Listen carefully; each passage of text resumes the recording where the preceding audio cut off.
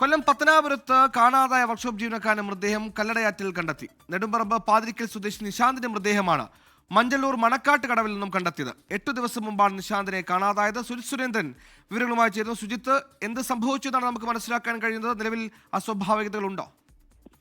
അതേ സുഹൈൽ, സംഭവത്തിൽ ദുരൂഹതകൾ ഉള്ളതായി കുടുംബം ഇപ്പോഴും ആരോപിക്കുകയാണ്. അതായത് ഈ മാസം 22-നാണ് വീട്ടിൽ നിന്നും നിശാന്ത് വർക്ക്ഷോപ്പിലേക്ക് പോയത്. അതിനുശേഷമാണ് നിശാന്തിനെ കാണാതായത്.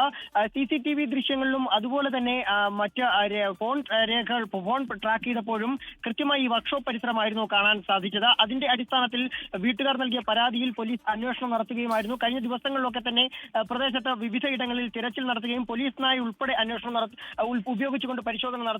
ഇതിനിടയിലാണ് ഇന്ന് മണക്കാട്ട് കടവിൽ നിന്നും ഈ ഫയർഫോഴ്സിന്റെ സ്കൂബ ടീമിന് നിശാന്തിന്റെ മൃതദേഹം ലഭിച്ചത്. ഇപ്പോൾ അതിനുശേഷം ഇൻക്വസ്റ്റ് നടപടികൾ പൂർത്തിയാക്കി പോസ്റ്റ്മോർട്ടത്തിനായി മൃതദേഹം പാരിപ്പള്ളി മെഡിക്കൽ കോളേജ് ആശുപത്രിയിലേക്ക് മാറ്റുകയുമായിരുന്നു.